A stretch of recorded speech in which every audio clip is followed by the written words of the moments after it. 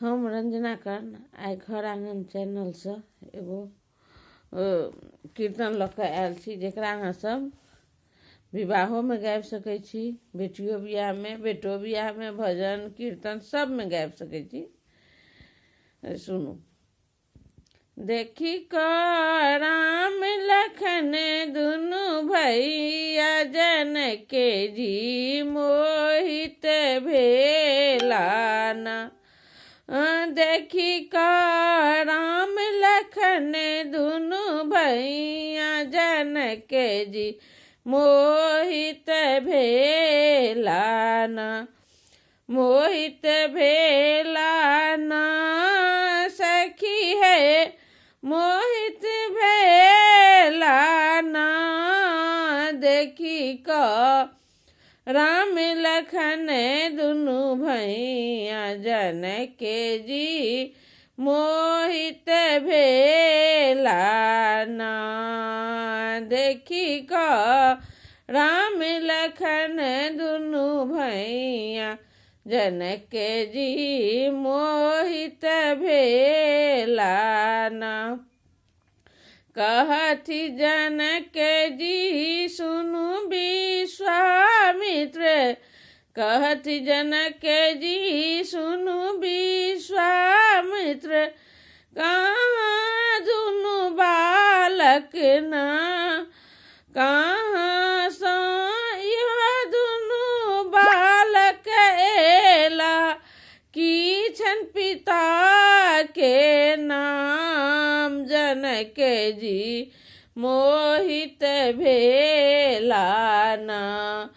देखी कऽ राम लखन दुनू भैया जनके जी मोहित भेलाना।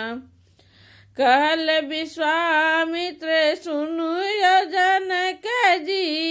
कहल विश्वामित्र सुनु जनके जी। अवधपुरी के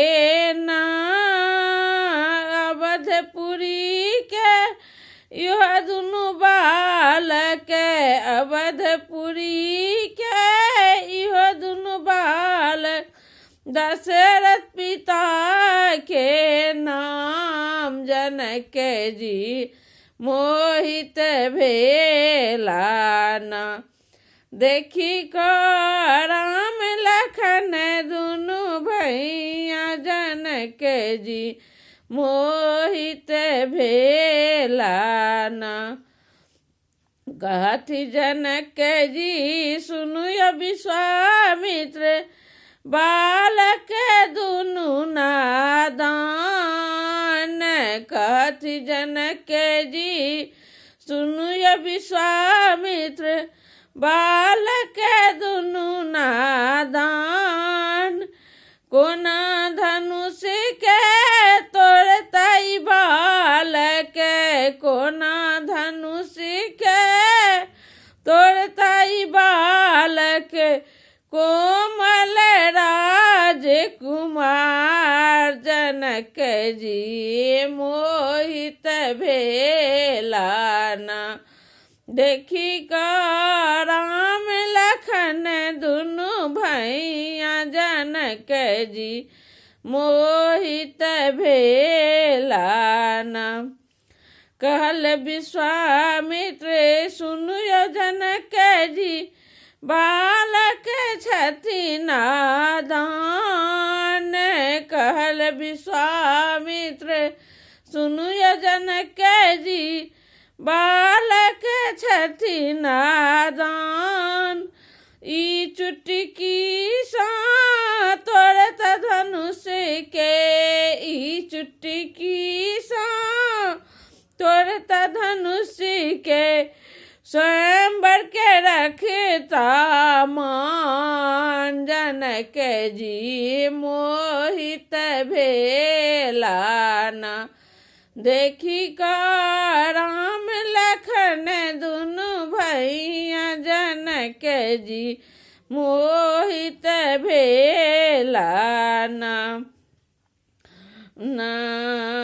धनुष तोरी सीता के ब्याह भेलनि हर्षित भेल संसार।